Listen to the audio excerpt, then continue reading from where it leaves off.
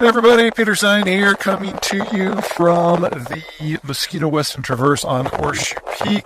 Over here we've got the Collegiate Peaks for some of my favorite hiking in Colorado. Today we're going to talk about Vietnam. Joe Biden has announced that he'll be going to Vietnam soon. It'll probably be in September when he's already got a series of Asian summits planned. This trip was supposed to happen a few months ago, but it got canceled because of debt ceiling talks. Anyway, Vietnam is one of the up-and-coming allies in the American portfolio and a major regional power in its own right, unique among many of the advanced or advancing developing countries. Vietnam actually has a healthy demography, so even if it keeps aging at its current rate, it's still going to be a major regional power 30, 40, 50 years from now. But more to the point is they've got the attitude and the positioning that is necessary. Now, for those of you who remember your history, we had the Vietnam War, where northern Vietnam and southern Vietnam duked it out with the Russians backing the north and the Americans backing the south. Ultimately, the South lost. The whole place was integrated into one, but integration is a work in progress. One of the things to keep in mind about Vietnam is it's basically a barbell, with about 45% of the population in the south around Saigon or Ho Chi Minh City now, about 45% in the north around Hanoi, and then this long, thin, rugged coastal strip in between that has almost nobody. That makes the concept of political unification, even with a military occupation, somewhat difficult. And this is something that the Vietnamese are going to be working on for the better part of the next century. That assumes that there's no unrest.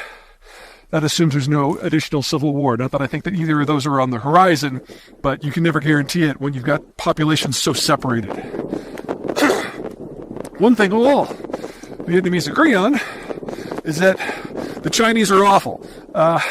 There's this park of monuments in Hanoi where they commemorate all of their fallen in their wars, kind of like what the United States does on the Mall in D.C. And there's a small, roughly waist-high one commemorating the 20 years of the American-Vietnamese conflict. And then there's a taller one that's taller than me, commemorating the 200 years conflict between the Vietnamese and the French, who are the colonial power there. And then there's a two-story monument that commemorates the 2,000 years of warfare with the Han Chinese. So there's no love lost here. And if you are looking for a strategic partner, it's hard to get better than Vietnam because the demographics are good. They're a great trade partner, very hardworking. Their educational system is probably the best for their peer class. 40% of their college graduates are STEM graduates, if you can believe that. They're attempting to jump over China technologically, and because of the partnerships they've been able to work out with American educational and manufacturing institutions, they have a reasonable chance of pulling that off sometime at the end of this decade or early next. So this is kind of the partner that you want. They also have excellent relations with the Japanese and the Thais and the Australians. So they're slotting in to the American alliance network surprisingly well. There's just really one problem. There's nothing about Vietnam that is democratic.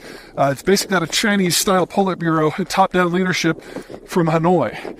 And considering that they're in the midst of a cultural unification process, I really don't see Hanoi loosening that grip, and that's going to keep Vietnam out of the American inner circle of allies. But for everything else, it's a great match. All right, I gotta go put on a bigger hat. It's a little chilly.